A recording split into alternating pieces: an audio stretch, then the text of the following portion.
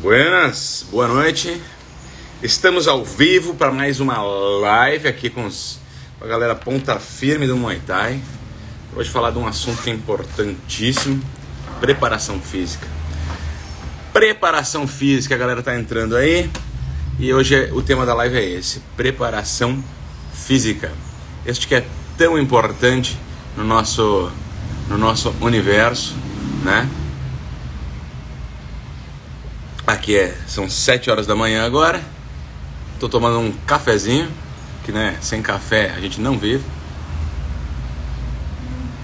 né? E aí eu sei que é de noite já, vocês já tomaram café, já comeram, já passaram o dia, já, né? Na verdade vocês estão no ontem ainda pra mim. Estão no ontem. Vocês me escutam bem, galera? Dá pra ouvir bem? Dá pra ver bem? Tá tudo certo com a live? Tá tudo ok aí? Vou botar um fone aqui que eu acho que o som vai ficar mais limpo. Então é o seguinte, galera, hoje a gente vai ter um convidado aqui, que é... Opa, meti o dedão na frente. Que é o Diego Morini. O Diego Morini é uma fera da preparação física. É um cara com muito conhecimento e muita vivência com atletas, com rendimento, e tem muita vivência, muito conhecimento na área de lutas, tá? É um cara que vou ter o prazer de conversar com esse cara hoje, gente finíssima, já acompanho o trabalho dele já faz um tempo, e ele é um cara que vai trazer aí, a ideia é trazer ele para desmistificar algumas coisas, para ensinar outras, para dar dica de outras, enfim, vamos aprender bastante hoje, todo mundo junto, sobre a preparação física no Muay Thai. Ele já está aqui, eu vi que ele já me chamou aqui, então já vou colocar ele na live aqui. Então, e a gente vai fazer esse bate-papo aí. Estou esperando a galera entrar um pouquinho mais pra gente já começar. Como é que vocês estão, galera? Como é que vocês estão? Dá um salve aí. Dá um salve aí. E diz pro tio Caio, como é que tá essa semana aí, tá bom? Não tem o desafio, né? O desafio já acabou. Mas tá aí. Ah, e quem ficar aqui até o final da live, a gente vai ter duas surpresas hoje, duas coisinhas, dois presentinhos para vocês, tá? Um é que estão me pedindo, e o outro é outra surpresa. Um é me pediram muito ontem, me pediram muito hoje, tipo muito, recebi e-mail pedindo, gente me mandando mensagem pedindo, bah, e aí então eu vou, tipo, o pedido de vocês é uma ordem pro tio Caio, né? Então vamos lá, vamos botar o Diego aqui na live e vamos começar aquele bate-papo. Ele já.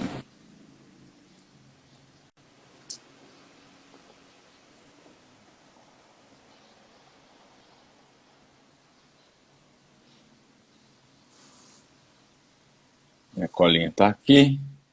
Vai dar tudo certo. Tô esperando só o tio Diego aceitar. Buenas! Boa noite, tudo bem? E aí, meu mano? Tudo certo contigo? Tranquilo, bom dia para você, né? É, aqui tá de manhãzinha. Tá De conseguindo me ouvir bem? manhãzinha. Escuto bem. Galera, tá ouvindo Ah, bem aí, galera? excelente. Pô, show de bola. Primeiro, brigadão aí ter me convidado aí, Caio. Pô, fiquei muito feliz pelo convite. Tô ansioso aí pelo bate-papo. Tamo junto, meu mano. Olha, eu acho que o que você tem para falar aqui para nós, o que você tem para agregar aqui, ajuda muito. Pelo que eu observo da galera do Muay Thai, eles estão bastante carentes nessa área. Existem alguns profissionais que falam disso voltado para o Muay Thai, mas é pouco, é bem pouco. E às vezes a produção de conteúdo também é um pouco devagar. Então eu acho que é uma área que a galera está bastante carente. Eu percebo que a galera comete bastante erros básicos nessa área. Então existe uma necessidade de um conhecimento maior, uma necessidade de um conhecimento um pouco mais profundo. A gente sabe da importância da preparação física para o esporte de combate. E, bueno, a ideia dessa live é a gente conseguir trazer um pouco mais de esclarecimento aí, né? Pô, show de bola. Tô aqui para isso. Espero agregar. Então, primeiro, boa noite aí para todo mundo, tá? Queria agradecer, a gente já tem mais de 100 pessoas aí vindo aqui para ouvir as abobrinhas que eu tenho para falar aí. Aí tô bem contente. Você queria começar por onde, Caio? Você queria que eu me apresentasse um pouco? Você queria que a gente Eu entrasse ia de dizer isso. tema? Como que você preferia Vamos, que a gente fizesse? eu, eu prefiro que você se apresente para a galera te conhecer, fala um pouco da tua carreira, como é que você chegou Uhum. nessa, nesse ponto? Por que você está aqui hoje falando de preparação física e não está falando, por exemplo, de balé clássico? Conta um pouquinho da história do Diego Morini. É, é uma boa introduzir um pouco. Então, eu sou faixa preta de Taekwondo, eu peguei minha faixa preta em 2007, então já faz um tempinho. E nesse mesmo ano eu entrei no bacharelado em Educação Física na Universidade de São Paulo. Então eu era atleta de Taekwondo, e já, na verdade, antes de treinar Taekwondo, eu tinha sido atleta de natação, e já desde que eu treinava natação, quando eu era criança, eu observava que tinha blocos, tinha fases bem definidas de treino, aquilo me chamava muita atenção. Quando eu fui para o Taekwondo, eu reparei que não tinha isso definido, era muito diferente. Por exemplo, a natação, mesmo para a categoria de base que eu treinei quando eu era criança, para as artes marciais. Nas lutas é só tempo ruim o tempo todo, vomitou, foi bom o treino. Aí então não tinha uma classificação bem definida. Isso é uma coisa que já me instigava. E quando eu entrei na universidade, eu quis estudar mais a fundo isso daí. Aí eu tive a oportunidade de entrar no grupo de estudo de lutas do professor Emerson Francini. Para quem não conhece, ele é o maior pesquisador de lutas do mundo, é que mais produz artigos científicos. Então, eu tive esse privilégio de ser orientado por ele.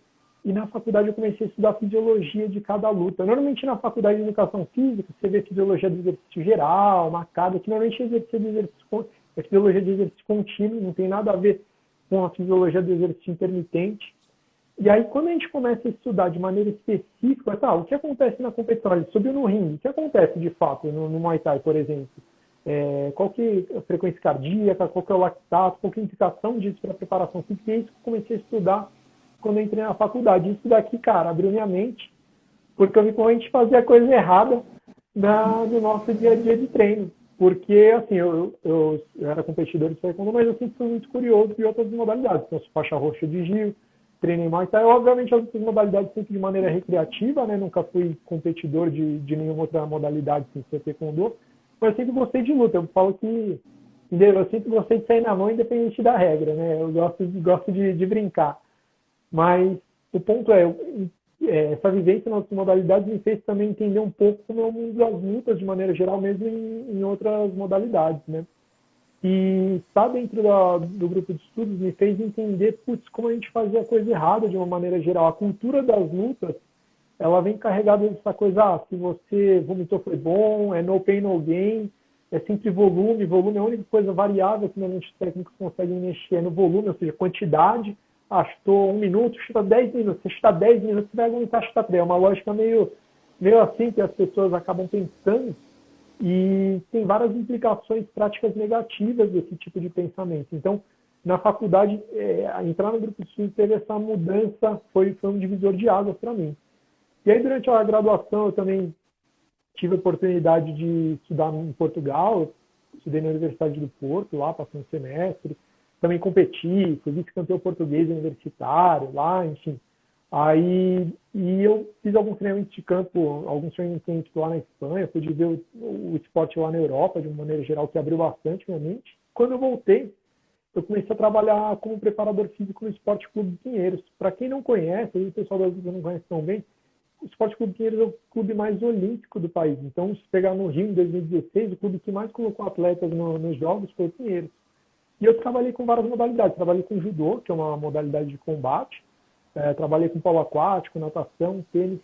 E o ponto dessa minha experiência, passei quase 4 anos lá, que eu pude ver o que tinha de mais moderno no esporte olímpico aqui no Brasil. E como normalmente as academias de luta são muito distantes desse tipo de realidade. Então foi muito interessante que eu pude aplicar na prática os conhecimentos que eu tinha acumulado durante a graduação. O Pinheiros, ele tem uma estrutura muito bem conceituada da parte de preparação física. E aí eu saí do Pinheiros, na verdade, para abrir a minha academia, que é a Brasil Lutas. Hoje a gente trabalha só com consultoria, mas a gente ficou quase 7 anos aberto com uma academia física mesmo. E a proposta, na verdade, era oferecer assessoria de preparação física para equipes privadas, academias particulares, enfim, que quisessem fazer um método mais moderno de treinamento. Essa era a nossa proposta quando eu saí lá do Pinheiros.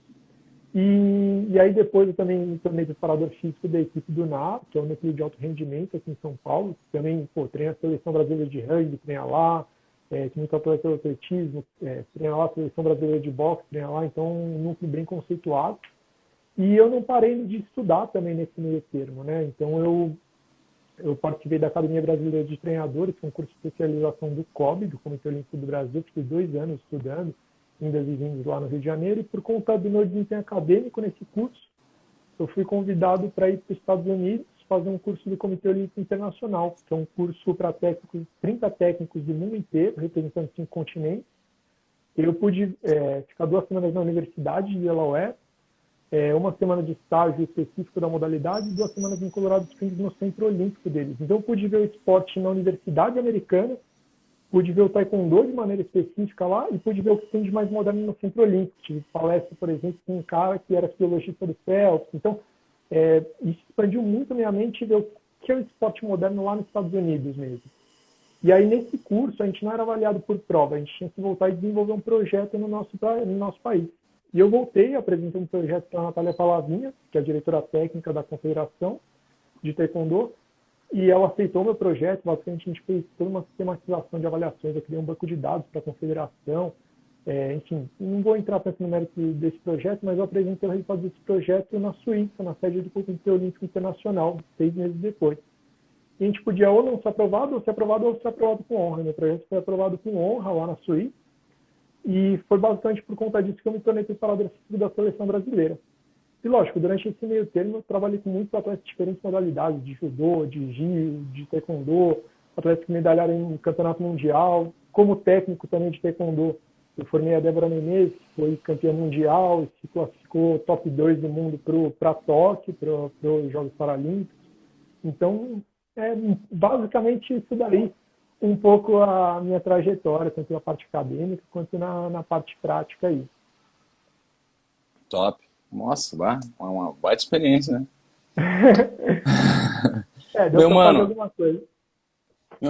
então eu acho que a gente tem que começar pelo começo. Começa falando para nós e para essa galera que está assistindo, o que é a preparação física exatamente? Qual a importância dela e qual é a importância dela para o esporte? Tá, vamos lá. O pessoal falou que se o áudio está ruim, se estiver ruim, você fala que eu afasto o microfone, enfim. Vamos falar primeiro em relação à importância da preparação física para as lutas. Então, a gente precisa ter algumas coisas claras aqui. A gente tem várias variáveis que vão influenciar no nosso desempenho esportivo. Então, a gente tem a parte tática, a gente tem a parte técnica, a gente tem a parte nutricional, psicológica e tem a parte física. Então, a preparação física ela é um dos fatores, tá? Então, esse é um ponto importante. E nas modalidades de combate, na verdade, não é o mais determinante. Normalmente, o mais determinante ele é o técnico-tático. Ou seja, a sua noção de timing e de estratégia de luta, então isso envolve tática e resolução de problema, e a sua parte técnica. Porém, o físico ele vai dar suporte para tudo isso. Então, o que eu quero dizer com isso? Imagina, por exemplo, que eu não esteja bem condicionado na parte de resistência. Aí você precisa falar assim para mim, você está perdendo a luta, a gente está no 3º round. Você vai precisar colocar pressão nesse cara. Só que eu não tenho, meu físico ele não dá suporte para seguir essa estratégia, por exemplo.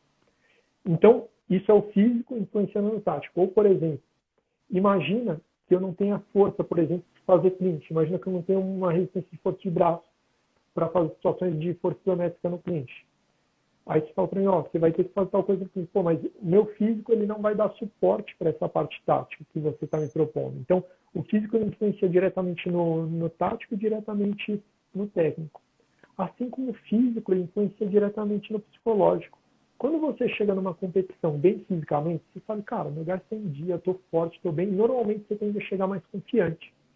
Quando você sabe que você não está tão bem preparado, você tende a não chegar tão confiante. E isso faz muita diferença. Chegar confiante numa luta e chegar não tão confiante, isso faz muita diferença. Então, o físico ele não é o determinante, mas ele vai dar suporte para as outras áreas. Então, isso é muito claro, a gente tem em mente qual que é o papel, de fato, da preparação física e qual que é a relação que ela tem com as áreas. Então, novamente, o físico não é determinante, às vezes as pessoas acham que o físico é o determinante, mas nas lutas ela não é o determinante. Só que ele vai se relacionar com tudo, ele vai dar suporte para tudo. Então, por isso é importante a gente ter uma boa preparação física, a gente chegar bem preparado. Então, isso é importante a gente ter claro, tá? Então, esse é o primeiro aspecto que é importante. E aí, outra coisa que eu gosto de enfatizar, normalmente nas lutas, a gente tende a relacionar o físico muito com a parte de resistência, né? Por um motivo óbvio, né? Chega no final da luta, acabou, é o mais visível, vamos dizer assim. Às vezes o cara não é tão forte, não é tão rápido, passa até despercebido. Se o cara tem até uma estratégia boa, ele consegue meio que passar despercebido, mas se o cara não tem uma boa resistência, ele acaba sendo mais evidente. Mas as pessoas acabam associando a preparação física só a essa parte de resistência. E, na verdade, ela é muito mais ampla do que isso, né? E aí isso já acaba implicando num erro conceitual na própria estrutura que as pessoas fazem de preparação mesmo da modalidade, né? Que acaba enfatizando só essa capacidade, ignorando outras e que pode ter consequências sérias ali na hora da competição. Então, essas são algumas reflexões que a gente precisa fazer aí na parte de preparação física para as modalidades de combate, incluindo o Muay Thai. Olha, eu vou até pegar o gancho. Eu quero te falar um negócio antes, mas eu vou pegar esse gancho que você falou que são outras coisas, vou até anotar aqui para não esquecer, que são outras coisas, né, outras capacidades, e eu já vou meter perguntando sobre essas. Mas deixa antes eu te falar como que é que os tailandeses treinam, tá? Para você ter uma noção. Vamos Porque lá. assim, ó, a galera no Brasil, a gente está numa fase de modificação no esporte do Brasil, de crescimento de umas ideias mais adequadas dentro do esporte, mesmo dentro do Muay Thai. Mas e aí, uma grande referência que a gente tem são os tailandeses, né? A referência do Brasil é os tailandeses. O que os tailandeses fazem, porque eles são tão bons, não sei o quê. Só que Uhum, e eles são muito bons no esporte, eles são imbatíveis técnico e taticamente, né? uhum, Eles estão bem fisicamente, mas é que tem um processo de seleção gigante. Bom, você sabe como é que é quando o esporte é o esporte do país, quando você nasce fazendo, tal. Isso aqui, olha só como é que eles treinam. Deixa eu te dar um resumo da ópera. Como os treinadores treinam? Eles correm toda manhã uns 10 quilômetros, todo dia, de segunda a sábado, né? 10 quilômetros uhum, mais ou menos. E aí eles treinam mais umas 2 horas e pouco de treino, onde eles batem muito saco, fazem muito aparador, fazem muito clinch, pulam corda, pulam pneu, puxa pneu correndo, faz um monte de coisa. E de tarde eles correm mais uns 4, 5 quilômetros, e aí vão pro treino, e aí treinam também mais umas 2, 3 horas, fazendo a mesma coisa. Muito saco, muito clinch, fazendo as coisas da modalidade, mas fazendo tudo, pulam corda, fazem tudo. Basicamente é isso. E aí, às vezes, eles acabam o treino ainda do Muay Thai, eles vão numa área assim, que tem uns pezinhos, umas coisas, e eles fazem algumas séries, eles não sabem nem, na verdade, bem o que estão fazendo, eles só repetem lá uhum. algumas séries, porque eles acham que vão ficar mais forte. Uma coisa que eles fazem muito acaba o treino e fazem lá barra, várias séries, então, sei lá, umas 50 barras depois do treino, umas, digamos, 5 séries de 10, sei lá, eles fazem todo o Uhum. treino isso. Todo treino eles fazem lá, vão lá no banquinho e fazem abdômen, depois que acaba, fazem lá 200, 300 abdominais todo final de treino, normalmente tudo igual, todo treino. Deixa eu ver o que mais. Basicamente é essa a estrutura de treino. Eu consigo imaginar.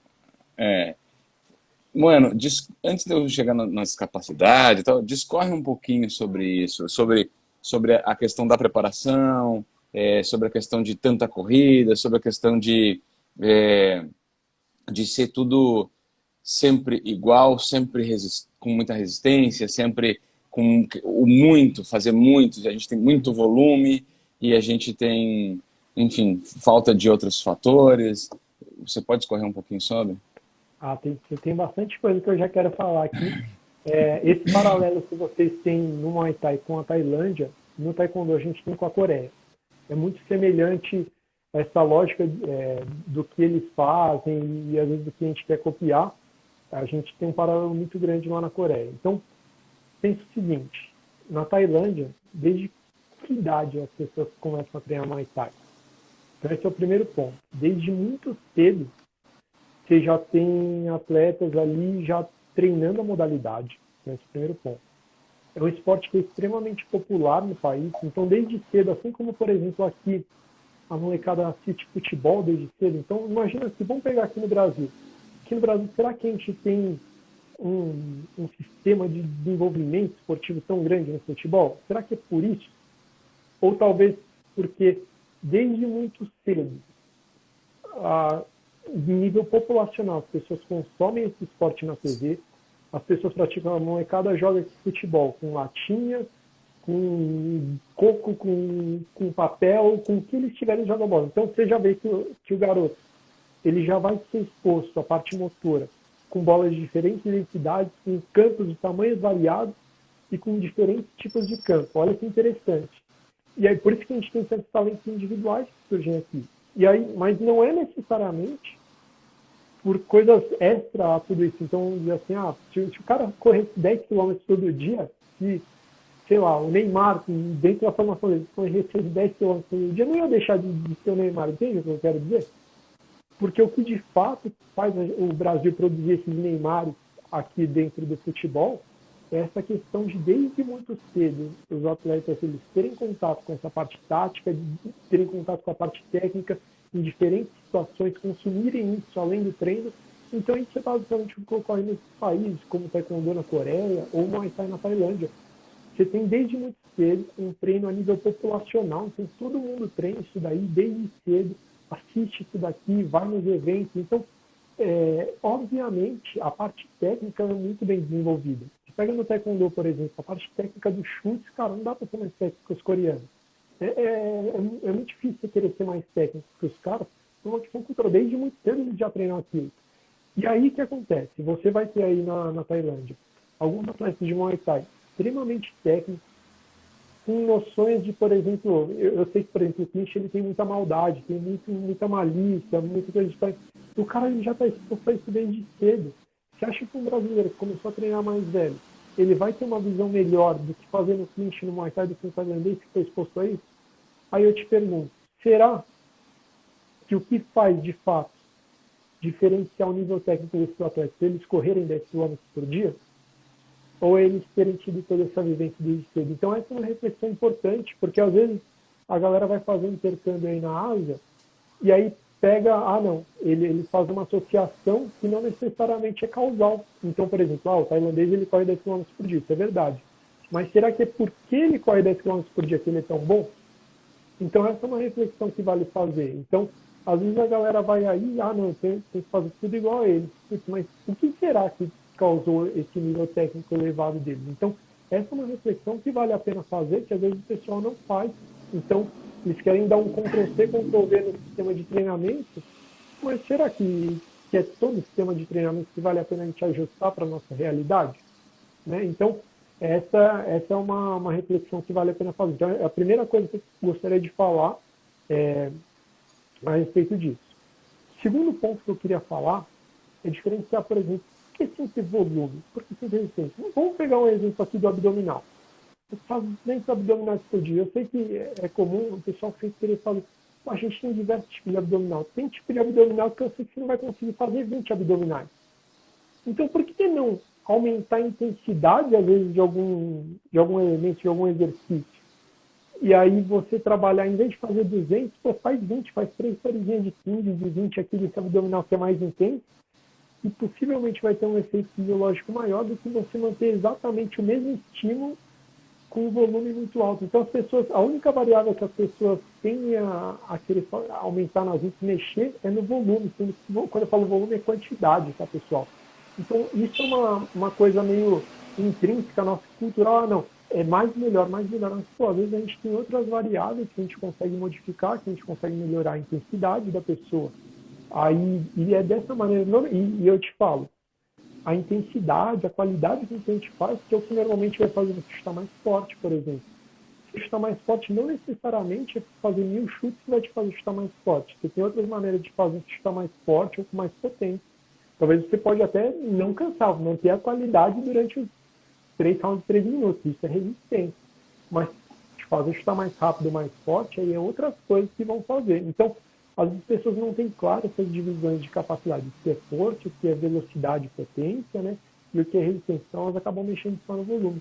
E aí tem uma implicação muito complicada, né? Então, isso implica diretamente no planejamento. E tem mais uma coisa, desculpa, eu sei que já estou meio Manda bala. falando muito. A questão de fazer sempre a mesma coisa, cara, isso é um erro comum que acontece. Você faz sempre a mesma coisa, se organiza e se adapta àquilo. Então, normalmente, em qualquer esporte de alto rendimento, você tem uma coisa que a gente chama de ondulação das cargas de treino. Então, você vai ter um dia que é paulada, Aí um dia que você recupera, outro dia que... Então você tem essa ondulação. Por que a gente tem essa ondulação? Normalmente quando a gente dá esse estresse no organismo, a gente fica muito fadigado e é nessa recuperação que a gente vai voltar num estágio maior do que a gente estava aqui. É isso que faz a gente melhorar. Se a gente fica sempre fazendo a mesma coisa, o nosso organismo ele tende a se adaptar àquele tipo de estímulo. E a gente não tira o nosso organismo da homeostase, então a gente não melhora. Então esse é um erro conceitual grande, sabe? Você ficar sempre fazendo a mesma coisa, né? Você, igual você falou para mim, você consegue descrever o dia dos caras, isso aí é sempre a mesma coisa. E lógico, isso é para criticar, às vezes, um treinador que fez campeão mundial, ou sei lá, mas eu falo do ponto de vista do aspecto físico, lembrando que ele não é o único aspecto que determina na luta. Isso é um ponto importante.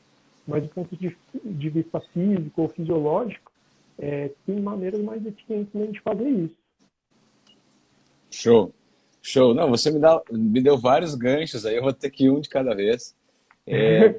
Primeiro, Diego, fala um pouco sobre as capacidades. Você citou antes, você citou agora de novo, e eu sei que tem gente às vezes que não conhece. Eu acho que é Uhum, importante a gente também pegar ali de baixo e ir construindo aí com certeza. a live. Tá, eu vou falar de 4 capacidades básicas, provavelmente eu foco em 3, e uma delas vai depender da modalidade, enfim. Mas basicamente é força, velocidade, resistência e flexibilidade. São as 4 variáveis, aí, as 4 capacidades que normalmente, quando a gente monta uma preparação física, a gente vai manipular essas capacidades. Principalmente a força, velocidade e resistência são as principais que a gente joga de fato na periodização, que a gente joga no planejamento. Saúde aí, cara, não vai morrer aqui não. Pegou Ao vivo a Covid? gente se afoga ao vivo, velho. Puta merda. Morrer é Covid, hein? Me afoguei com a água, velho. Vamos lá. Então, vou começar pela força.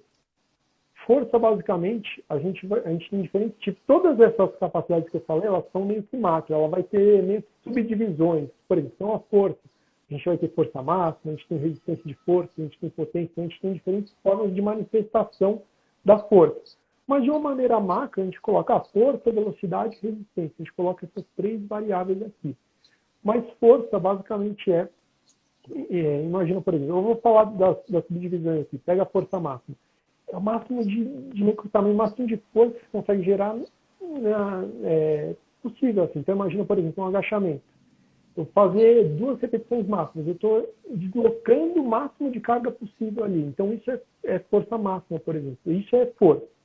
A gente tem resistência de força, que é basicamente o quê? A sua capacidade de manutenção da contração muscular. Então, imagina você trabalhando 15 repetições ou 20 repetições máximas. Eu quero que eu consiga manter essa qualidade das contrações musculares ao longo do tempo. Ou a gente pode ter potência. Potência é basicamente fazer o máximo de força na menor unidade de tempo possível. Quando a gente fala que um cara é explosivo, por exemplo. Então, a força ela vai ter essas diferentes formas de manifestação. E isso é um ponto interessante. Normalmente, as modalidades orientais, elas acabam negligenciando a força. Então, é muito comum, por exemplo, no Taekwondo, o Judô antigamente, hoje já não tem mais isso. Mas o pessoal acaba não. Se eu fizer força, eu vou ficar lento. Eles tinham esse tipo de associação. Se eu fizer força, eu vou hipertrofiar, por exemplo. Você tem vários mitos associados a esse tipo de capacidade. E você tem, de fato, treino de força que vão hipertrofiar, mas não é todo tipo de treino de força que hipertrofia. Se fosse tão fácil hipertrofiar, não tinha cara magrelo no mundo. Só ia ter cara volado, ninguém precisava tomar anabolizante, enfim. Então não é qualquer tipo de estímulo que faz a pessoa hipertrofiar. Então você tem diferentes formas de realizar o seu trabalho de força. E você tem formas de organização que faz o cara estar mais potente, mais explosivo na hora do combate. Então, você achar que o cara vai ficar lento porque ele treinou força, isso é um outro erro conceitual. Aí a gente tem a parte de velocidade. Obviamente, a velocidade ela tem uma associação com a potência também, mas basicamente você querer fazer os movimentos mais rápido possível. E aí a gente tem a parte tanto de velocidade quanto a resistência de velocidade. Então, imagina o seguinte. Eu gosto de explicar essas 2 capacidades por um teste que a gente tem no Taekwondo.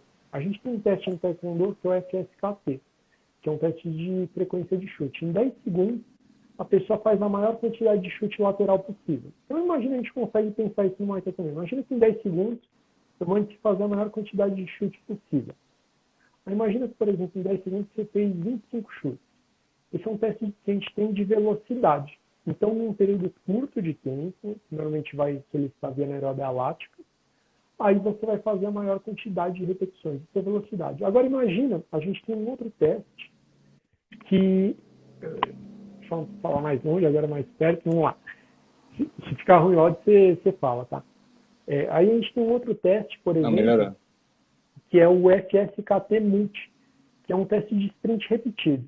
Que aí você vai fazer 5 tiros. Imagina que eu vou fazer 5 tiros de 10 segundos, dando a maior quantidade de chute. Imagina que eu comecei a fazer 25, 25, 24, 23, 22, 21. Imagina que no último tiro eu fiz 21. Então imagina que é 10 segundos por 10 segundos de intervalo. Eu vou fadigando. Essa diferença entre o 21 e o 25, eu chamo de índice de fadiga. Quando eu quero trabalhar resistência de velocidade, o meu objetivo é melhorar o índice de fadiga. Eu quero chegar no quinto tiro e fazer 22 em vez de 21, 23 em vez de 21. Quando eu quero melhorar a velocidade, eu quero melhorar esse primeiro tiro. Eu quero, em vez de fazer 25 chutes, eu quero fazer 27. Dá para entender a diferença entre velocidade e resistência de velocidade? Esse é um conceito que as pessoas erram muito. O que acontece? Muitas vezes as pessoas aumentam o volume, ou seja, elas vão melhorar a resistência e a velocidade, mas se perguntar, por que você está fazendo isso? Eu quero ficar mais rápido. Só que você não vai ficar fazendo mais rápido aumentando o volume.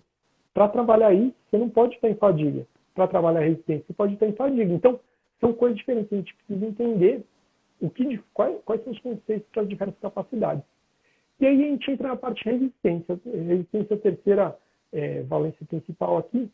Na parte de resistência, a gente pode ter um objetivo mais central ou um objetivo mais periférico. O que eu chamo de central e periférico? Central seria cardiorrespiratório, um objetivo mais cardiorrespiratório mesmo.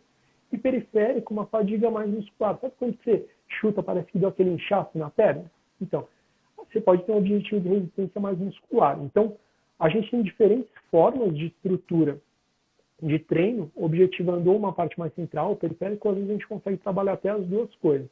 Então, normalmente para as lutas, a gente usa métodos de HIIT, de treinos intervalados e de alta intensidade, porque eles se associam mais às lutas.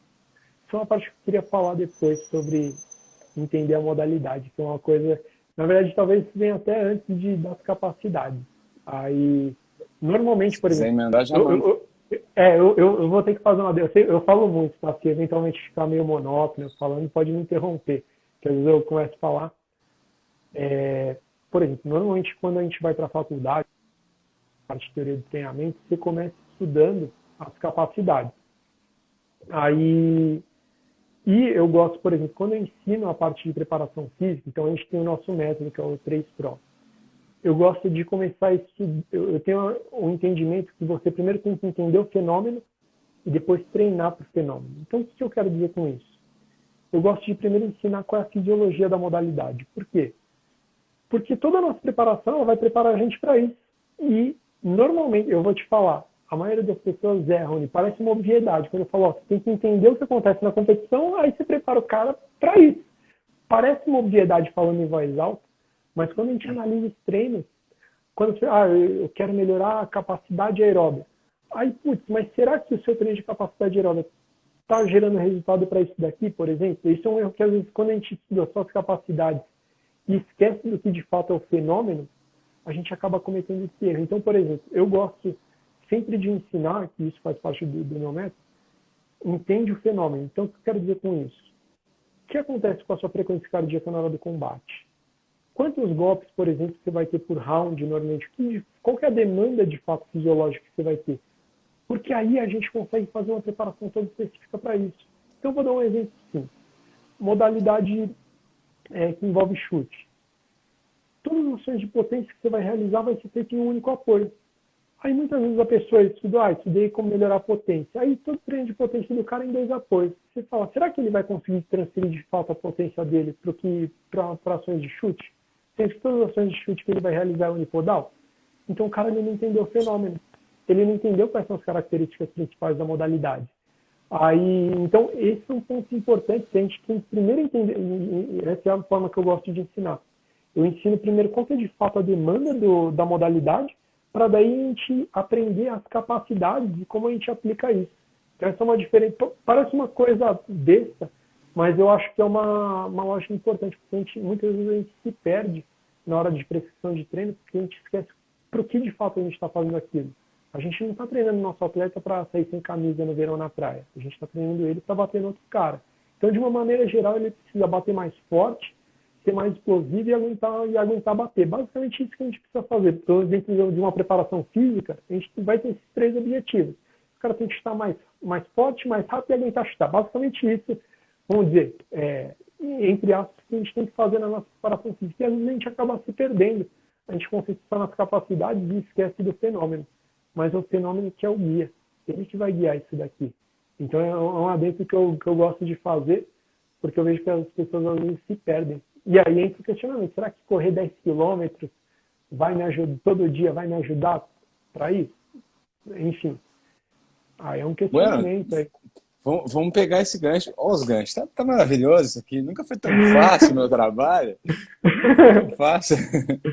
Mano, vamos pegar esse gancho da corrida, porque isso é um assunto polêmico no Muay Thai. Por que polêmico? Porque a galera, como eu falei, os tailandeses correm muito e há essa crença de que precisa correr muito. E Uhum. os tailandeses, eles falam assim, você precisa correr porque você precisa das pernas fortes, você precisa correr Uhum. porque você precisa ter gás, entende? E, é claro, tem um outro fenômeno também que para eles é o seguinte, você precisa chegar já cagado no treino, podre, porque daí você aguenta mais, porque não, existe uma lógica que não é errada, mas ela não é trabalhada certa, mas, enfim, isso não é o ponto que eu quero abordar, mas existe uma lógica para eles que olha, você pode estar bem fisicamente, você pode estar muito bem em tudo, mas chega na hora da luta, você toma um bombão no meio da cara, fica mole, Uhum. e você precisa lutar É. 5 rounds, e o Muay Thai, a regra do Muay Thai é prima que você se mostre forte, senão você está perdendo a luta. Entendeu? Uhum. E isso é um dos pontos mais. Isso é o primeiro ponto de avaliação de uma luta no Muay Thai, é você não Uhum. mostrar fraqueza, não mostrar cansaço, não mostrar que sentiu dor, não se dobrar, não se curvar, você tem que estar sempre muito firme, muito sólido, entendeu? Então Uhum. eles têm essa coisa de te deixar muito exausto, de te botar na merda o máximo possível para que você chegue na luta e se acontecer alguma coisa, olha, você já está acostumado a viver na merda, então você vai saber Uhum. lidar com isso, entendeu? Mas eles fazem isso, eles correm 10 km todo dia, algumas academias 15 km todo dia, sabe? Você tem muita corrida e a corrida é tipo cultural aqui na Tailândia, uma coisa associada Uhum. diretamente, assim, correr tanto assim como o Muay Thai. Vamos lá. Eu entendo a questão da parte psicológica de treinar o espírito, tá? Mas a gente tem formas específicas disso também.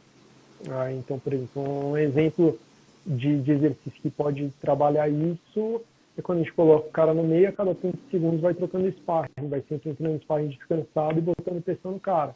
Você consegue, tem diferentes exercícios de maneira mais específica, mais intervalada para trabalhar esse espírito da pessoa. Então, esse é um primeiro ponto que a gente pode. Não é que você não vai ter resistência em nenhum lugar, ou que você não. O ponto, na verdade, eu preciso só explicar um conceito antes. A gente tem 2 tipos de exercícios quando a gente fala em treinamento. A gente tem um exercício mais geral e um exercício mais especial. Então, o exercício geral é que não necessariamente ele tem alguma transferência para a modalidade. Um exercício especial ele vai ter aspectos com semelhança ou fisiológica ou biomecânica, mas ele vai ter uma transferência maior para o gesto que ele vai realizar na hora da competição.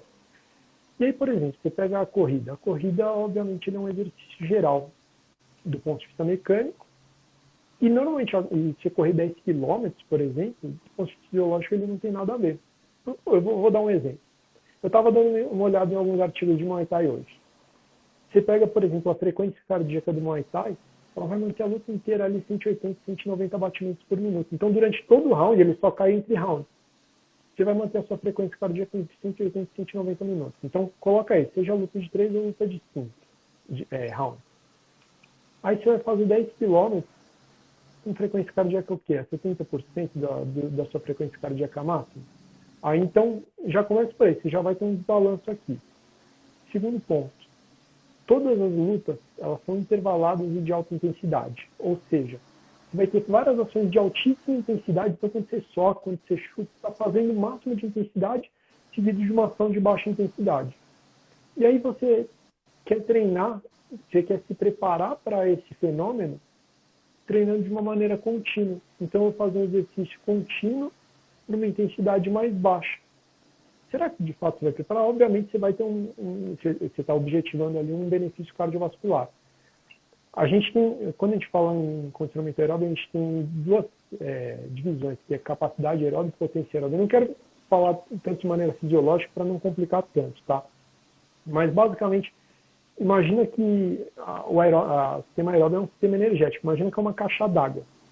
A quantidade de água que tem aqui é a capacidade. A vazão dela é a potência. Seria mais ou menos essa a diferença. Se ficar treinando capacidade, basicamente o que implica na luta é você recuperar mais rápido entre rounds, recuperar mais rápido entre lutas e recuperar mais rápido entre sprints que você faz. Essa é a implicação que ele vai ter, essa capacidade.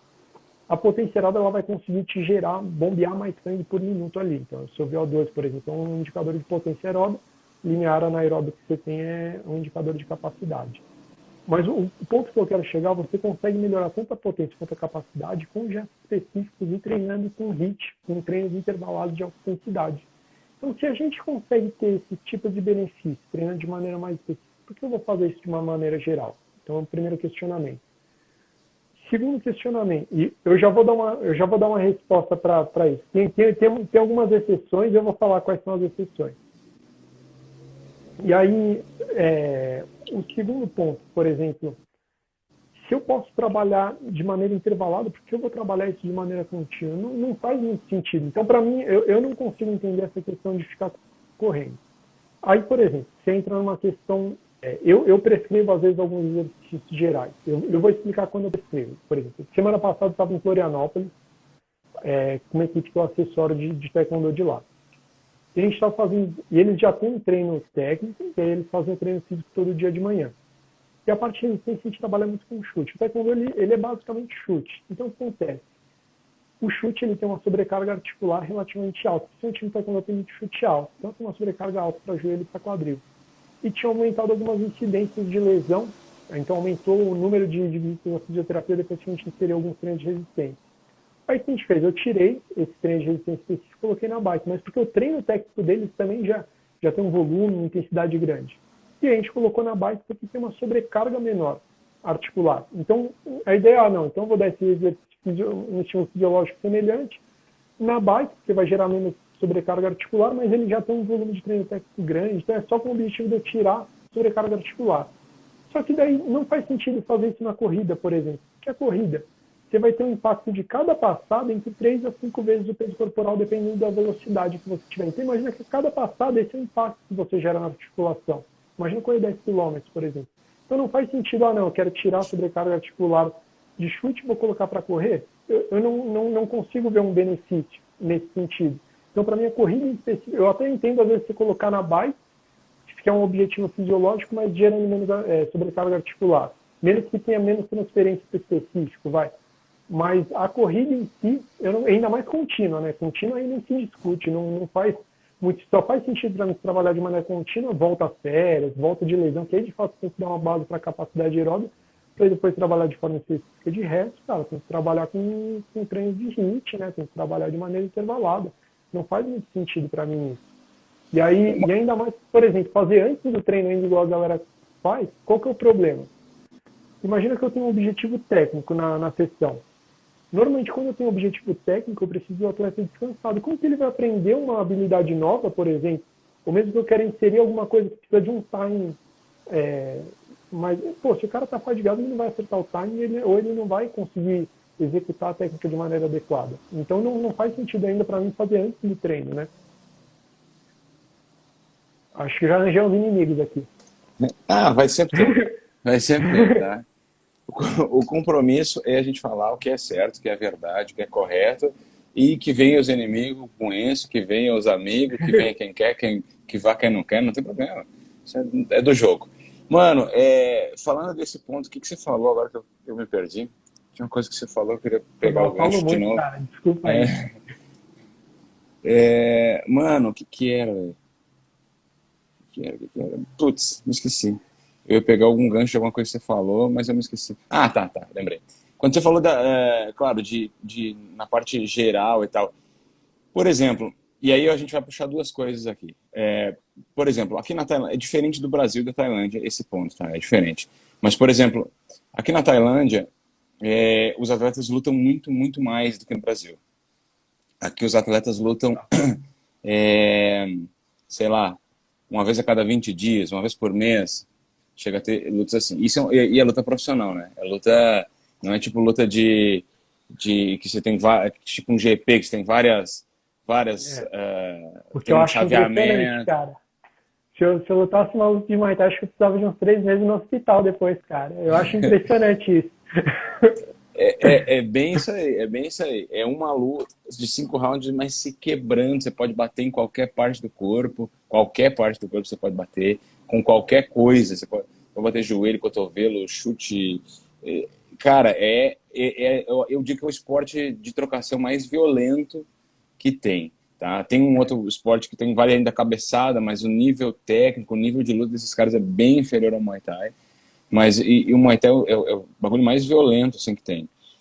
E aí o que Não, acontece? só falo de valer cotovelada, cara, sem cotoveleira, eu já olho e falo, mano, precisava me pagar muito pra valer isso, cara. Olha. Não, é bucha mesmo. Então o que acontece? Aqui na Tailândia o cara luta muito. Então imagina, ele faz uma luta assim, ele se quebra todo, ele volta a treinar em 3, 4 dias às vezes, dependendo de quando ele tem luta de novo, senão ele pega uma semana de descanso ali e volta Uhum. e vai de novo. E aí o que acontece? A periodização é diferente, logicamente, né? No Brasil, por exemplo, você tem um evento a cada 3 meses para você lutar, alguma coisa assim, você tem um Uhum. outro tipo de periodização. Então, provavelmente aqui o que a gente vai aplicar, que é uma ondulatória. Normalmente, assim, invariavelmente você precisa pelo menos de um período pré-competitivo ali. Então, É imagina aí que que. eu queria chegar. É aí que eu É, queria chegar, na verdade. A gente é, falou da corrida e tal, e eu queria saber o seguinte: num caso, por exemplo, como aqui na Tailândia, onde a gente vai precisar de uma ondulatória, a gente vai estar sempre lutando, uhum. tá sempre lutando, e você tem é, essa questão, a gente consegue de repente fazer um pré-competitivo, e aí entraria aí corrida, exercícios mais gerais em alguma fase de, de preparação, ou no início dessa parte pré-competitiva. Por exemplo, o cara parou no final do ano um pouquinho, aí ele volta no começo do ano, faz um pré-competitivo para fazer as bases para o ano. Entraria É, aí uma corrida, uns exercícios mais gerais, começaria lá os mais gerais? Como é que ficaria essa relação? primeiro foi uma boa pergunta, tá? Eu usaria como analogia, por exemplo, o que acontece com o esporte coletivo. Normalmente Futebol, com por o exemplo. esporte futebol, você pega, por exemplo, Estados Unidos, futebol americano, por exemplo, que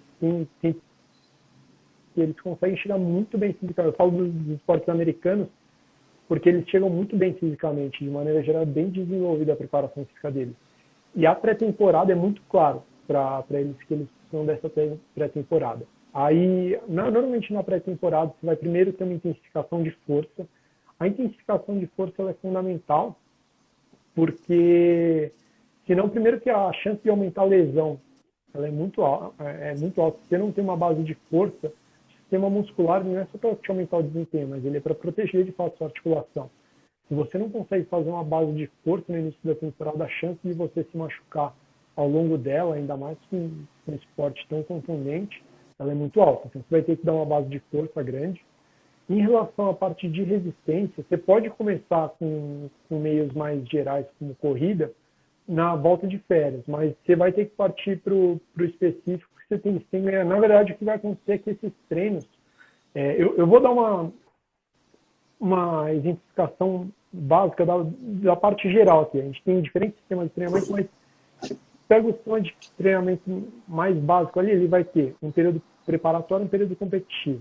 Qual que é e vai ter um período de transição. Qual que é o pressuposto? Existem pressupostos para esses períodos. O período preparatório você ganha capacidade, o período competitivo você mantém. Por que ganha e mantém? E o transitório você perde, seria as férias. Por que ganha e mantém? Porque para você ganhar essa capacidade, normalmente você vai estar com um índice de fadiga muito alto. Então você não vai estar desempenhando bem. Então normalmente você não vai competir nesse período. Então esse período pré-competitivo, imagina que você pressupõe que durante esse período eles vão ser treinos muito intensos, que normalmente o atleta ele vai estar com um índice de fadiga mais elevado, porque ele não vai ter competições nessa pré-temporada, vamos chamar assim. E aí ele vai ter que, de fato, construir uma base de força e uma base de resistência, que você vai ser sustentado ao longo da temporada. E aí, ao longo da temporada, igual você falou, você vai fazer cargas ondulatórias, onde vai ondular tanto volume quanto intensidade, e vai dar uma quedinha ali quando tem a competição, recupera, aumenta o volume de intensidade, então você vai ter que ficar ondulando, porque pelo menos você consegue manter essas capacidades. Se você tem pelo menos alguns estímulos de alta intensidade, você evita ele perder força, por exemplo, você vai com algum estímulo de HIIT mesmo, você vai evitar ele perder resistência, então você consegue fazer uma manutenção dessas capacidades que você ganhou na pré-temporada, fazendo esse tipo de ondulação. Então essa é mais ou menos a estratégia que eu seguiria. Lógico, sempre depende das lesões ali que vão ocorrendo durante o processo, que normalmente é nosso maior inimigo, né? Mas a lógica básica de um esporte que você teria várias competições, como é o caso do calendário competitivo aí da Tailândia que estamos falando, seria essa. Então, se o cara Show, não for show. capital. Mano, cara, eu tô gostando muito do papo, mas a gente já tá 50 minutos aqui. Eu não Pô, sei quanto. falo muito, foi mal. Não, mano, tá. Olha, eu gostei muito da conversa, só que eu acho que a gente vai ter que fazer mais, cara. Porque eu fiz uma lista grande aqui de coisas pra gente conversar e tem bastante coisa ainda, velho. Entendeu? Vamos tentar algumas coisas mais pontuais aqui. É que algumas coisas Tá. você meio que você já pré-falou, assim, já tá lá a resposta, mas talvez não esteja tão explícito. Por exemplo, o gás na luta, né? Que você falou da resistência, a gente estava falando justamente da corrida. Vamos falar do Uhum. gás, então, porque isso é uma pergunta que eu recebo o tempo todo quando eu abro caixinha. Tá, mas e o gás? Como é que melhora o gás? Como é que faz com o gás na luta? Parará, o meu gás, o meu gás, o meu gás. Fala do gás aí. O que é o gás? Ó, Como é que é o vou gás? dar uma dica de ouro aqui, só porque o pessoal que ficou aqui me ouvindo uma hora aqui. Ó, pega a sua luta, pega as últimas, de preferência 3 lutas, contabiliza algumas coisas. A quantidade de golpes que você efetuou. Então pega, por exemplo, por round. Quantos golpes você efetua por round? Isso é um ponto importante. Segundo, quantas vezes você entra no clinch? Terceiro, qual que é a média de tempo que você fica no clinch? Essas 3 coisas, elas vão te possibilitar fazer o treino mais individualizado possível nessa parte de HIIT. Então, o que eu quero dizer com isso? Normalmente, no Muay Thai, você vai ter uma estrutura ali, que você vai envolver soco e chute, em termos de trocação, que você vai ter ações de alta intensidade. Aí você vai ter ciclos de agarre, onde você vai ficar fazendo resistência de força, que é a parte do clinch, e depois uma ação de baixa intensidade, que você vai estar na longa distância. Então, basicamente, você vai ficar passando por esses ciclos, vamos dizer assim. Então, você está na longa distância, baixa intensidade, alta intensidade com potência e uma resistência de força. Então, imagina que esse ciclo que você vai passando. O ponto está, se você consegue contabilizar, se você tem um... Pega os últimos, não é tão complicado fazer isso. Contabilizar por round. Imagina que por round eu faço, sei lá, 30 ataques. Então, em 2 ou 3 minutos? É 3 minutos, né, no round, no Muay Três Thai. minutos. Né? É 3 minutos. Então, imagina, por exemplo, fiz 30 chutes em 3 minutos, ou 30 golpes, estou dando um número aleatório. Tá, então eu dou 30 golpes em 3 minutos, normalmente por média. Eu entro tantas vezes no clinch, normalmente meu tempo de clinch é 7 segundos, por exemplo. Você consegue criar um ciclo muito próximo do que você vai enfrentar na luta. Lembra que eu falei? Entende o fenômeno, aí você prepara para o fenômeno? Essa é a lógica do treino de resistência. Então, você entendendo normalmente qual que é a sua característica de luta, ou às vezes até a característica do seu oponente, você consegue brincar com isso daqui. Então, você consegue trabalhar de maneira específica. Por isso que é importante entender a regra que você vai lutar. Eu vejo aqui no Brasil, muita gente, é comum às vezes você ver, cara, eu vou lutar agora na regra do kickbox. Aí na próxima eu vou lutar. E, cara, a fisiologia ela muda. Então, por exemplo, se já começa a ter mais ou menos tempo de clinch, já vai mudar. Ou se vale mais pontuação, você vai, vamos supor, desferir mais golpe, ou você vai dar menos golpe mais contundente, já vai mudar. Então, esse tipo de característica ele vai ter que estar inserido dentro da sua preparação, porque você consegue fazer uma preparação mais específica para o tipo de regra que você vai enfrentar, o tipo de fenômeno que você vai enfrentar. E é melhor do que correr 10 quilômetros por dia. Aí eu acho que fica um pouco melhor. Então você vai conseguir fazer uma coisa mais específica. Essa é a dica de ouro para quem ficou aqui até o final da live. Aí isso daqui, cara, pouca gente faz isso. Se garanto que você fizer isso, vai ser na frente. Você consegue fazer um treino que vai te cansar, cara. Olha, então eu vou aproveitar a tua dica de ouro para falar de uma das coisas que eu falei que a gente ia ter aqui hoje. Aproveitando o gancho, então, da dica de ouro do Diego, o Diego está fazendo, preparando um treinamento sobre isso, sobre esse tema, de como fazer isso aí direitinho, não é, Diego? Lá para a galera do Exatamente. curso Muay Thai Essencial, que está com as inscrições abertas, eu preciso falar disso. Eu sei que talvez para alguns é chato me ouvir falar disso, mas eu preciso lembrar, porque a oportunidade está para fechar logo, logo, logo. Então o Diego está preparando para nós um treinamento nessa área, um mini curso, como é que eu vou chamar isso? Um workshop, um seminário sobre essa parte do gás, de como fazer o treinamento do gás, como desenvolver o gás de um atleta, nesse método aí que ele está falando. E esse treinamento vai ficar disponível para os meus alunos lá do Muay Thai Essencial, que está com as inscrições abertas, tá? Então, quem não conhece o Muay Thai Essencial, o Muay Thai Essencial foi pensado para cobrir três pontos principais. E aí, Diego, eu quero sua opinião justamente sobre isso. Vamos lá. A intenção foi trazer para esse curso o que é essencial dentro do trabalho técnico no Muay Thai, certo? Então, Uhum.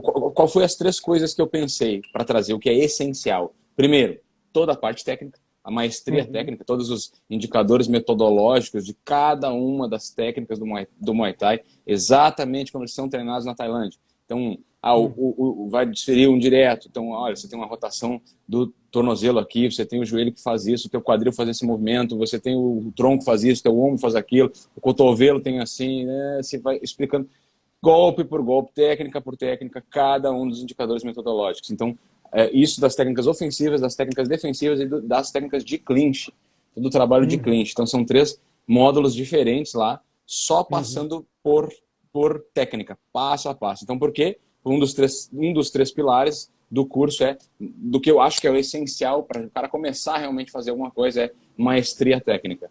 O segundo ponto que eu quis trazer foram as ferramentas essenciais, que no caso do Muay Thai, as ferramentas que a gente mais usa no treinamento é o aparador e o saco de pancada, né? O saco de pancada a gente usa muito para o ritmo do saco, para o Uhum. tempo de bater, para essa coisa de movimentar e de lutar com o saco, tem muita coisa ali envolvida. O aparador, a gente tem muito trabalho tático, muita simulação, muita coisa trabalhando que é feita no aparador.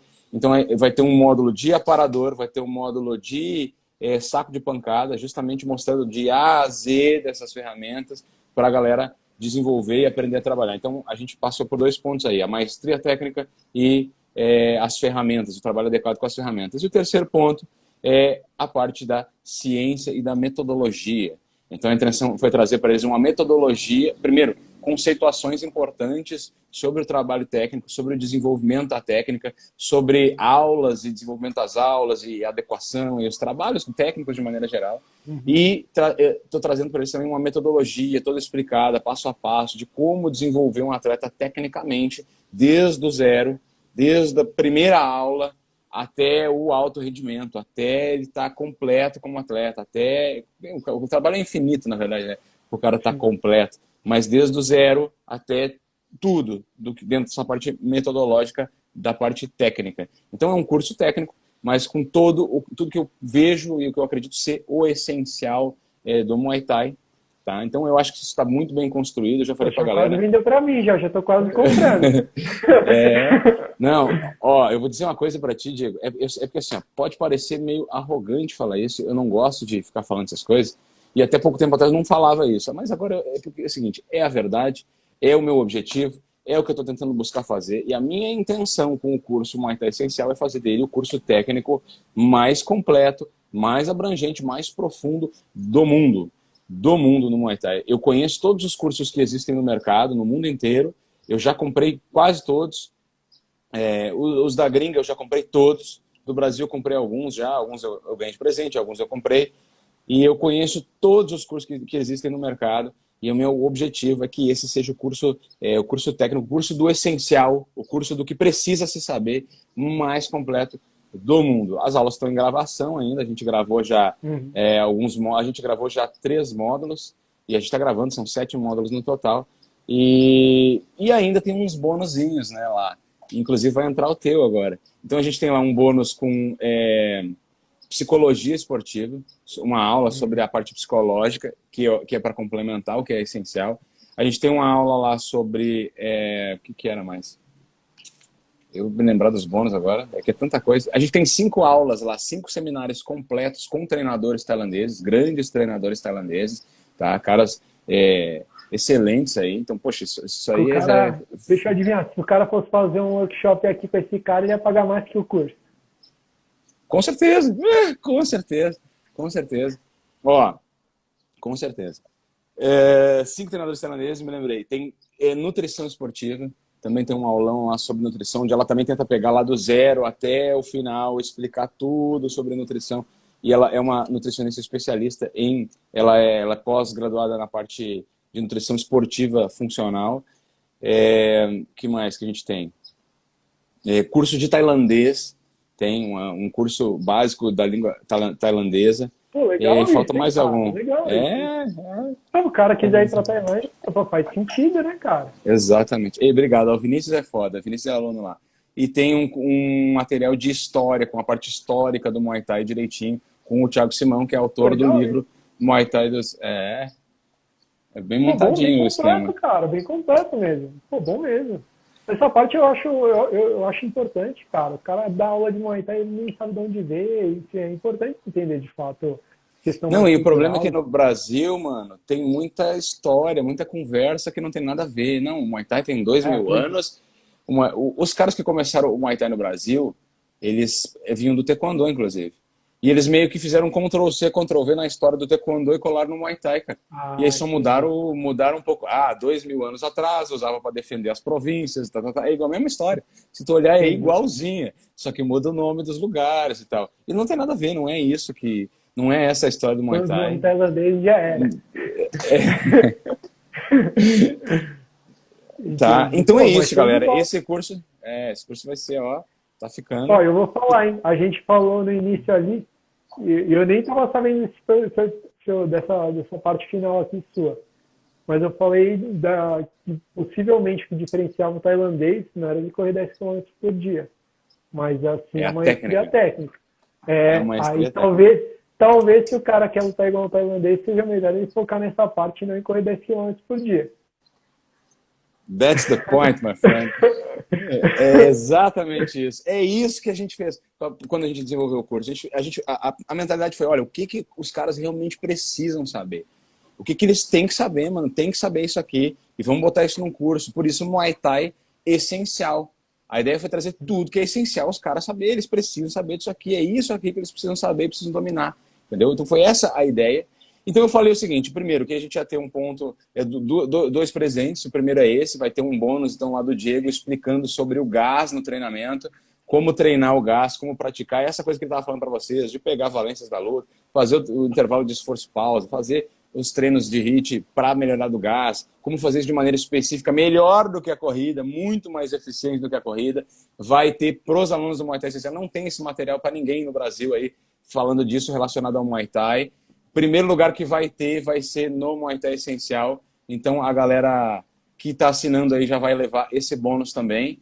E o segundo presente que eu tenho é o seguinte: as inscrições, o valor só de bônus que a gente calculou dava R$ 2.410, se não me engano, de bônus.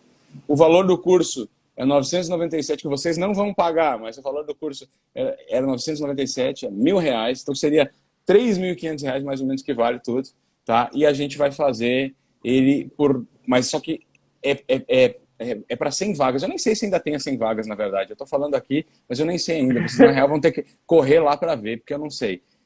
Eram 100 vagas com preço com R$ 500 de desconto. Então, assim, os bônus é bônus, não paga nada. Os R$ 1.000 do curso tem R$ 500 de desconto.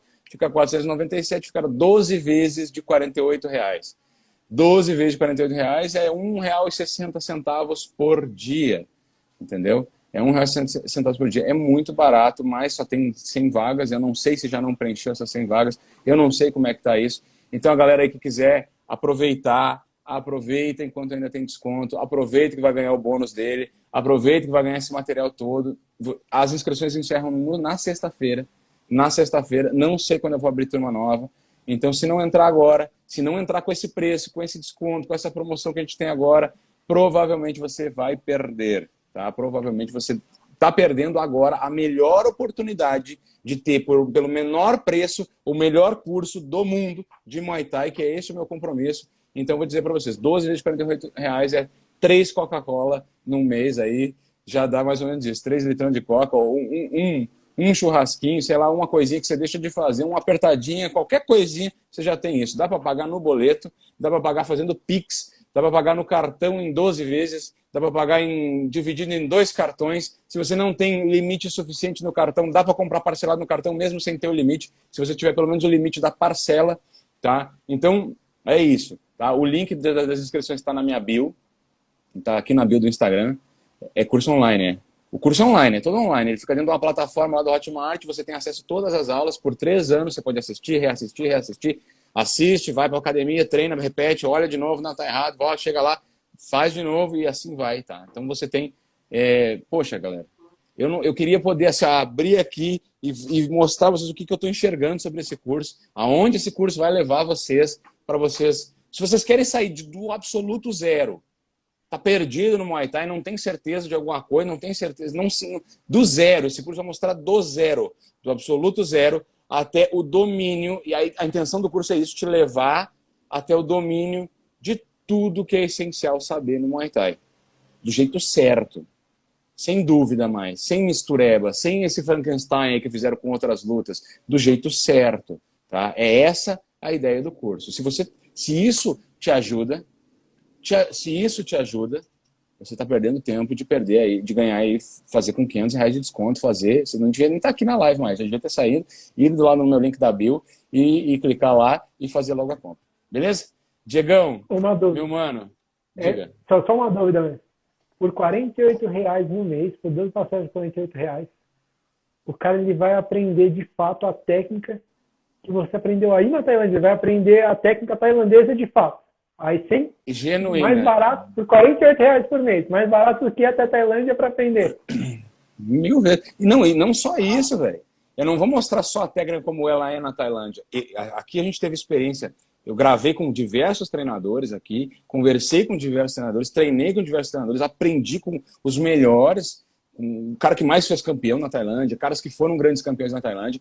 Eu peguei o que é consenso deles, o que eles acreditam, olha, a técnica melhor é assim, outros não, a técnica melhor é essa. Eu peguei o que é consenso deles, que todos concordam, e peguei alguns pontos que os melhores, maiores formadores de campeões que fazem mais sentido, e eu condensei isso numa didática que eles não explicam, que eles não mostram. Ninguém mostra isso do jeito que eu mostro. E eu mostro, olha, o teu tornozelo é assim, o teu peso apoia ali, o teu quadril faz esse movimento até aqui. Se passar daqui, vai perder isso. Se passar dali, vai perder aquilo. O teu tronco é assim, o teu ombro é assim, o teu cotovelo tem que fazer assim. Se fizer assado, acontece isso. Se fizer, não sei. Eu desmembrei tudo. Não existe explicação melhor do que a minha dentro desse curso. Não existe aqui falsa modéstia, não é arrogância minha. E também não quero dizer, olha, não, é a verdade, esse curso tá foda pra caralho, esse curso não tem igual, não vão achar igual, a explicação, passo a passo que tem lá dentro, não tem em lugar nenhum do mundo, ninguém dá, ninguém faz, ninguém nunca fez, e tá ali. E eu desafiei ontem, eu pago pra galera uma passagem pra Tailândia, pra vir treinar aqui, se alguém achar em algum lugar, pode ser gringo, pode ser tailandês, pode ser o que for, com as explicações no nível da minha. Com o nível de detalhe que as minhas têm lá naquele curso. Se alguém achar e me mostrar, mas não pode ser aluno do curso que viu lá e vai fazer igual, né? Se alguém achar, tem que ser prévio vai ter essa um semana. daqui a pouco, hein? Tem que ser prévio, né? Tem que ser anterior ao curso. Se alguém me mostrar um vídeo com esse nível de detalhamento que eu tenho no curso, eu pago as passagens pro cara vir pra Tailândia treinar. Eu pago um camp pra ele aqui na Tailândia treinar. Eu pago no meu bolso. Eu nem pio, eu olho assim, é verdade, vem, toma, tá aqui a passagem. Eu desafio. E tenho mais um presente. Eu tava quase esquecendo do principal. Alguns já saíram e já perderam. Eu tava esquecendo do principal. Para quem assistiu essa live aqui, deixa eu só olhar aqui qual que é, que eu já me esqueci. Para quem assistiu essa live aqui, vai ter um cupom de desconto. Ainda vai ganhar mais 10% de desconto em cima. Tá? Mas é só para quem está aqui na live até o final. Porque o meu negócio é premiar quem é comprometido. Quem veio aqui, está no começo até o final, é porque é comprometido. Se é comprometido, merece prêmio. Tá? Então, quem ficou aqui até o final, aplica lá o cupom comprometido10. Tudo junto em letra maiúscula, comprometido10. Tem 10% de desconto ainda em cima do desconto. Tá? Então tá... Ah, é, a galera, o Marco tá lembrando aqui, ó. A galera que tá no Telegram, que quiser ver como é que é uma aula, tem o meu canal lá no Telegram, quem quiser ver como é que é uma aula, como é que é a estrutura de uma aula do Muay Thai Essencial, tem uma aula que eu postei lá hoje. Amanhã eu vou postar outra. Hoje eu postei uma só sobre o deslocamento, passo plano. Dá uma olhada lá na estrutura da aula, como é que eu explico tudo e como é que no final ela ainda mostra os indicadores metodológicos, tem umas animações que mostram a paradinha lá, tá? Comprometido 10, tudo junto em letra maiúscula. Quem quiser, mais 10% de desconto ainda em cima do desconto. Essa é para quem está assistindo a live aqui até o final. Então, se vocês quiserem um desconto em cima do desconto, querem uma oportunidade única, eu nem sei o que vocês estão fazendo aqui na live ainda, sinceramente. Diegão, meu mano, muito obrigado. Muito obrigado por aceitar o meu convite. Muito obrigado por vir conversar com a gente. A gente vai ter que fazer uma 2.0 aí, hein? Tem um monte de galera pedindo. Pô, com certeza. Chamar, tô dentro aí. Queria convidar o pessoal também para me seguir, pessoal que ainda não me segue aí, segue ali no Instagram. Aí eu também tenho o grupo do Telegram ali, tá lá na minha bio, posto conteúdo todo dia lá. Se quiser saber mais de preparação física, quiser discutir mais, ouvir mais essas coisas aí, só me seguir lá. Segue lá. Bom, vocês estão vendo aqui o Insta dele, né? Diego Morini. Lá no bio deve ter o teu canal do Telegram também, né? Tá na bio lá? Então, tá lá na bio, tem o canal dele. Então, cheio de coisa lá. Eu tô no canal dele, tô sempre dando um zoinho lá nas coisas. Tem sempre material interessante lá, tá? E vamos marcar aí uma live 2.0 aí, de repente, na semana que... O que você acha? Vamos deixar marcado já? Eu tenho um problema, eu vou estar no Rio nas próximas 2 semanas. Eu fico até domingo aqui, e domingo eu vou pro Rio. E a net do hotel, é porcaria. Ela não é tão, ela é bem ruim, para falar a verdade, assim, a net do hotel lá. Aí as próximas 2 semanas talvez fique um pouco difícil, mas quando eu voltar, a gente pode até tentar fazer lá, mas corre o risco de não dar certo. Tem esse vamos fazer o seguinte. Vamos fazer o seguinte. Assim que você voltar, a gente faz uma live 2.0, abordando outros assuntos aí. O que você acha? Fechou. Combinado, então. Fechou. Quando eu voltar, a gente faz uma live, então. Fechou todas. Diegão, meu mano, muito obrigado. De coração mesmo. Já agradeci, mas eu tenho que agradecer mais infinitamente. Muito obrigado de coração a ajudar nesse trabalho. A gente ir abrindo os olhos da galera, vendo perceber como é que as coisas são, né? E, galera, obrigado por vocês estarem aqui com a gente, por vocês tirarem aí 1 horinha do tempo de vocês para ouvir a gente tagarelando aqui, para ouvir...